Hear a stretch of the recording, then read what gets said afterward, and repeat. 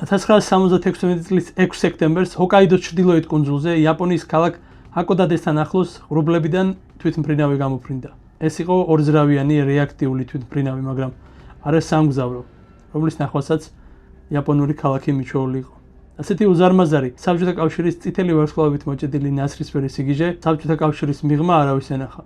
რეაქტიული თვითმფრინავი ჰაკოდადეს ბეტონის და ასფალტის ასაფრენ-დასაფრენ ბილიკზე დაეშვა. თუმცა საბჭოთა გიგანტს იაპონური ბილიკი არ იყო.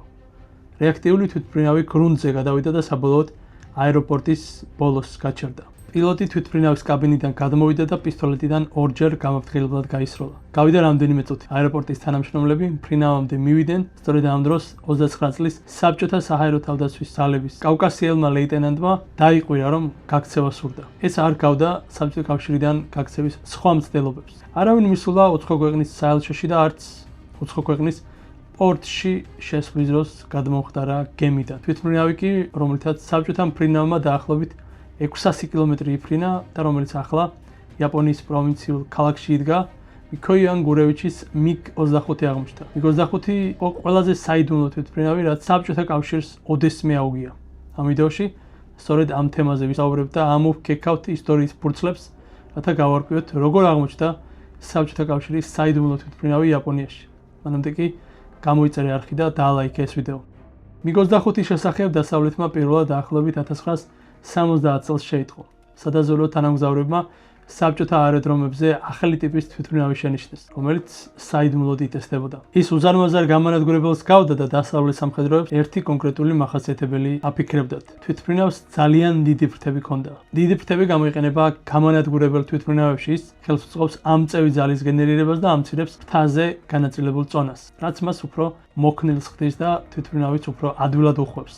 როგორც ჩანდა, ეს საბჭოთა გიგანტი ამ შესაძლებლობას უზარმაზარ ძრავებთან აერთიანებდა. რამდენად სწრაფად შეეძლო მას მოძრაობა. შეეძლო თუ არა ამერიკის საჰაერო ძალებში ან სხვა სამხედრო ძალებში რომელიმე შემტევს მისთვის კონკურენციის გაწევა. მალევე რაღაც მსგავსი ახლო აღმოსავლეთშიც აღმოაჩინეს. 1971 წლის მარტში ისრაელმა ახალი უცნაური თვითმფრინავი დააფიქსირა. ის სამთელო ორ მახამდე აჩქარდა, რაც ბგერის სიჩქარეზე სამჯერ მეტი იყო. უცნობი თვითმფრინავი თითქმის 20 კილომეტრის სიმაღლეზე ავიდა. ისრაელისა და ამერიკის დაზვერვას მანამდე მსგავსი არაფერი ენახა. რამდენიმე დღის შემდეგ უცნობი თვითმფრინავი რადარებმა მეორედ გამოიჭერეს. ისრაელის გამანადგურებლები დაუყოვნებლივ აფრინდნენ, თუმცა უცნობს ვერც კი მიუახლოვდნენ. ნოემბერში ისრაელელმა მეზენიტეებმა ერთ-ერთ არსეთ იდუმალ საფრენ საშუალებას ჩასაფრება მოუწყვეს და 9000 მეტრის სიმაღლეზე რაკეტები ესროლეს. ეს უსარგებლო გამოდგა. უცნობმა სამბიზნემ ხმის სიჩქარეზე თითქმის სამჯერ მეტი სიჩქარე განავითარა და მისი საფრთხის ზონიდან სწრაფად გავიდა. პენტაგონში ჯეროდათ, რომ ეს თვითმფრინავი ზუსტად იგივე იყო, რაც თანამგზავრულ ფოტოებზე ჩანდა. ეს იმას ნიშნავდა, რომ მოულოდნელად მათ წინაშე საბჭოთა გამანადგურებლის პერსპექტივა დაიხატა, რომელსაც შეეძლო ამერიკის საჰაერო ძალებში ნებისმიერი თვითმფრინავი უკან მოეტოვებინა. 1950-იან წლებში საბჭოთა კავშირი დიდწილად ავიაციის სწრაფ განვითარებას აყვა. მათი გამანადგურებელი თვითმფრინავები, რომელთაგან ბევრი MiG-ის ჯგუფმა დააპროექტა, კონკურენციას უწევდა ამერიკულ ანალოგებს, თუმცა მათი რადარი და სხვა მახასიათებლები არც ისე დახვეწილი იყო.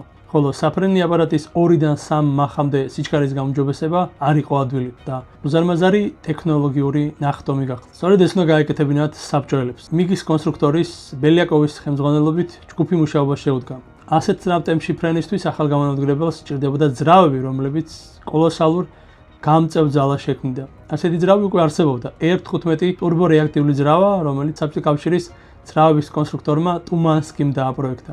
ახალ MiG-ს 2 ასეთი ტურბორეაქტიული ძრავი დასჭირდებოდა, რომელთაგან თითოეულს 11 ტონა გაწევის ძალის გამმუშავება შეეძლო.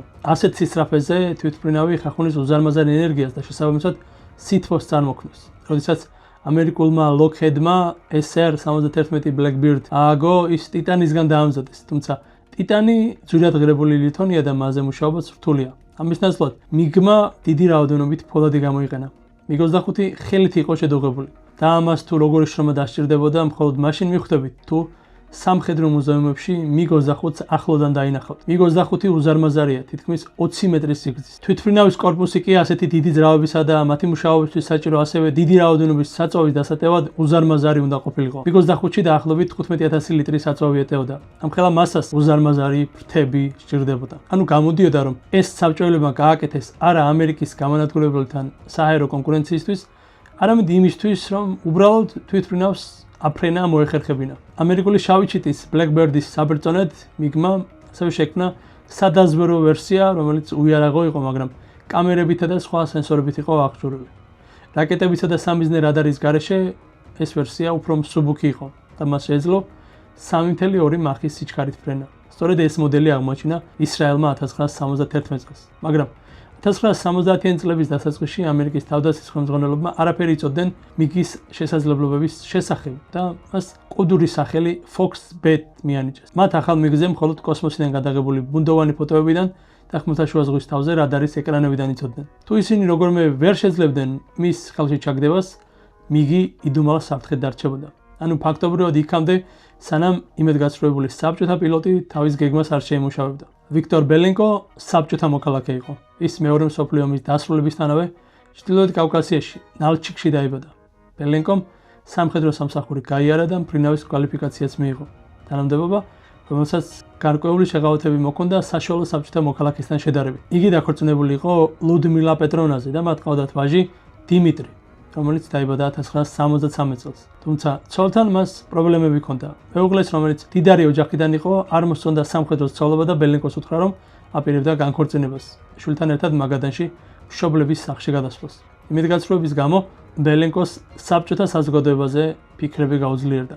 იყო თუ არა ამერიკა ისეთივე ბოროტი, როგორც კომუნისტური რეჟიმი ხალხს უყვებოდა. იმ დროს საბჭოთა პროპაგანდა ამერიკულ საზოგადოებას როგორც გაფუჭებულ დამპალ საზოგადოებას წარმოაჩენდა, მაგრამ მე კითხვები მქონდა. ეს ბელენკოს სიტყვებია ჟურნალ Full Context-თან 1996 წელს. ბელენკომ გააცნობიერა, რომ უზარმაზარი ახალი გამანადგურებელი შესაძლოა მისი გაქცევის გასაღები ყოფილიყო. თვითმფრინავი ბაზირებული იყო ჩუგუევკას საჰაერო ბაზაზე ქალაქ ვლადივოსტოკთან ახლოს. იაპონიიდან მხოლოდ 645 კილომეტრის დაშორებით. ახალ მიგს სწრაფად ფრენა შეეძლო, მაგრამ მისი ორი გიგანტური ძრავა, რომელიც უზარმაზარი რაოდენობის საწვავს მოიხმარდა, ნიშნავდა, რომ მას არ შეეძლო ძალიან შორს გაფრენა. და ამიტომაც, რა თქმა უნდა, ამერიკის შეერთებული შტატების ტერიტორიაზე ჩაფრენა გამოირიცხა. 6 სექტემბერს ბელენკო სხვა პილოტებთან ერთად საჭმელ მისიაზე გაფრინდა. არც ერთი მიგი იარაღით არ იყო აღჭურვილი. მას უკვე შემუშავებული ჰქონდა დაახლოებითი მარშრუტი და ამისთვის თვითმფრინავის საწვავის ავზი სავსე იყო.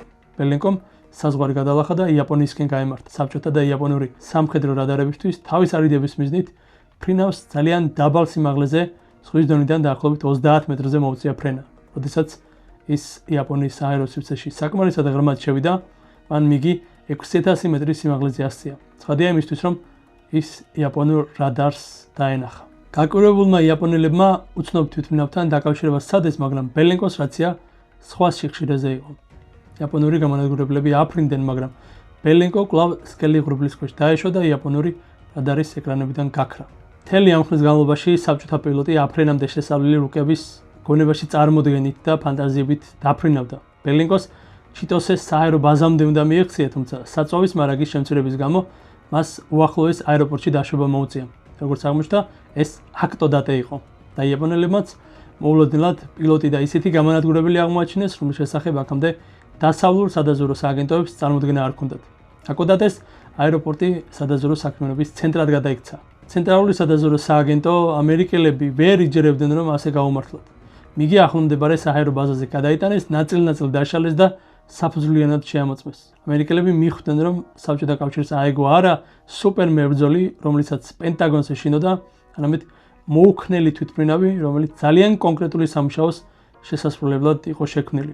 ამერიკელებმა აღმოაჩინეს, რომ 3 მახით ფრენა ძრავებზე უზარმაზარ ზეწოლას გამოიწვევდა. ამერიკულმა ლოკჰედმა ეს პრობლემა ძრავების წინა ნაწილში კონუსების განთავსებით მოაგვარა, რაც ჰაერს საკმარისად ანელებდა, რათა ძრავის კომპონენტები არ დაეზიანებინა.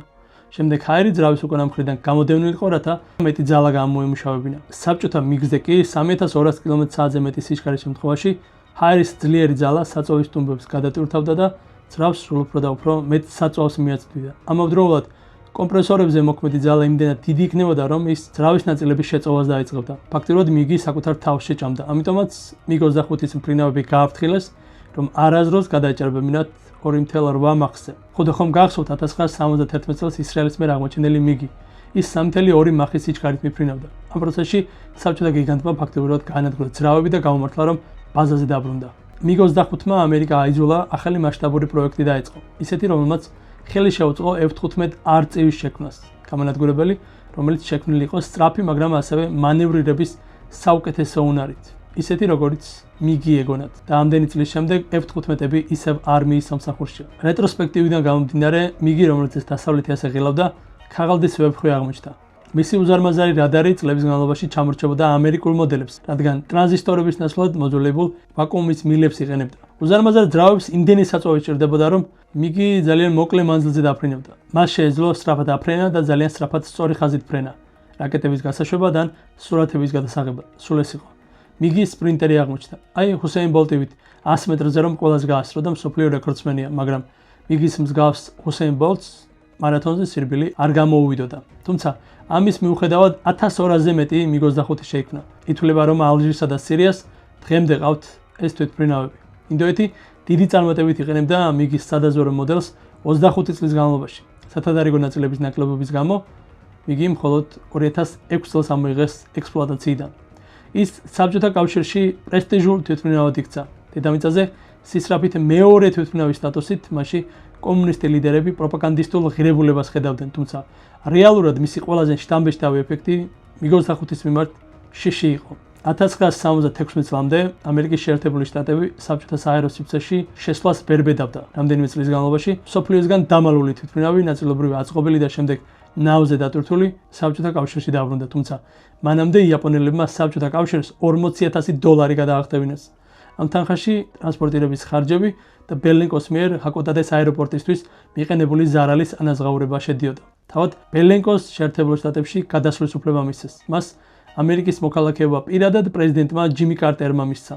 ბელენკო აერონავტიკის ინჟინერი და ამერიკის შეერთებული შტატების საჰაერო ძალების კონსულტანტი გახდა. მისი სამხედრო პირადობის მოწმობა და ჩანაწერები, რომლებიც მან იაპონიის ზღვის თავზე ფრენისას მუხლის აფენზე დაწერა, ახლა ვაშინგტონში ცენტრალური სადაზვერო სააგენტოს მუზეუმშია გამოფენილი.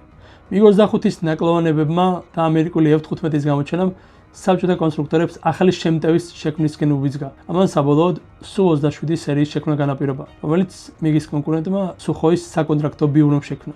MiG-25-ის დიზაინი მნიშვნელოვნად შეიცვალა და MiG-31 შეიქმნა. ის აღჭურვილია დახვეწილი სენსორებით, ძლავრი რადარითა და უკეთესი ძრავებით. MiG-31 არსებითად სრული რეალიზაცია იმისა, თუ როგორი უნდა ყოფილიყო MiG-25, თუმცა MiG-31-ის არც ერთ პილოტს აღარ გადაუწყვეტია რაიმე მიზეზით იმ უზარმაზარი ქვეყნიდან გაქცევა. არც სხვა თვითმფრინავის პილოტი არ აღმოჩენილა უცხო ქვეყნის აეროპორტში თავისი შემტევით. ეს მხოლოდ ბელენკოს გამოუვიდა. თურმე საბჭოთა კავშირს არაერთხელ გამოუქვეყნებია ცრუ ინფორმაცია, რომ ბელენკო რუსეთში დააბრუნდა, დააპატიმრეს და სიკვდილით დასაჯეს, ან სხვაგვარად წარადგინეს მართლმსაჯულების წინაშე. ჟურნალისტები ასევე აცხადებდნენ, რომ გაქცევის შემდეგ ბელენკოს საბჭოთა მეუღლე მის დაბრუნებას ითხოვდა. ბელენკომ 1980 წელს მწერალ ჯონ ბარონთან ერთად ავტობიოგრაფია MiG-ის პილოტი ლეიტენანტ ბელენკოს საფინალო გაქცევა დაწერა, რომელშიც დადასტურდა, რომ მას საბჭოთა კავშირში ცოლი და ვაჟი ჰყავდა, თუმცა ბელენკოს შვილზე ინფორმაციას ადრე უარყოფდა. შეერთებულ შტატებში ცხოვრების განმავლობაში ბელენკოს თითქმის არასდროს მიუცია ინტერვიუ. 2000 წელს მან მცირე კომენტარი გააკეთა და თქვა, რომ ის ამერიკაში ბედნიერი იყო. საბჭოთა კავშირიდან გაქცეულმა მფრინავმა აღნიშნა, რომ ამერიკელებს აქვთ ტოლერანტობა სხვა ადამიანების აზრის მიმართ. გარკვეულ კულტურებში კი თუ არ მიიღებ თავარ აზრს, ანუ მეინსტრიმს, გაგდებენ და შეიძლება გაქრე. ამერიკაში კი არიან ადამიანები, რომლებიც ხეებს ეხუტებიან და არიან ადამიანები, რომელთაც ხეების მოჭრა სურთ. ეს ადამიანები გვერდიგვერდ ცხოვრობენ. ციტატის დასასრული. ამ ინტერვიუში მან ასევე განაცხადა, რომ ის მოსკოვში იყო ჩასული, თუმცა მისი მოგზაურობის დამადასტურებელი მტკიცებულებები საჯარო არაა. ვიქტორ ბელენკო ილინოისის შტატის პატარა ქალაქ რედბადში 2023 წლის 24 სექტემბერს 76 წლის ასაკში გარდაიცვალა. ბელენკომ ამერიკაში 2 ვაჟი და 4 შვილიშვილი, ხოლო ასევე 1 ვაჟი წინაქორწინებიდან საბჭოთა კავშირში დატოვა. ასეთი იყო ისტორია კავკასიელ მფრინავზე, რომელმაც საბჭოთა კავშირს სუპერ იარაღი მოპარა და საბჭოთა კავშირის ყველაზე საიდუმლო გამონადგურებელი იაპონიის უბრალო პროვინციულ აეროპორტში ჩაიყვანა. თუ ასეთი ისტორიები გიყვარს და გინდა რომ მომავალშიც მოგიყვე, ნაკლებად ცნობილ, მაგრამ ბევრად უფრო მნიშვნელოვან მოვლენებზე გამოიწერე არხი, გააქტიურე ზარის ღილაკი და ვიდეოს მოწონებით ხარი დამიჭერე. დიდი მადლობა.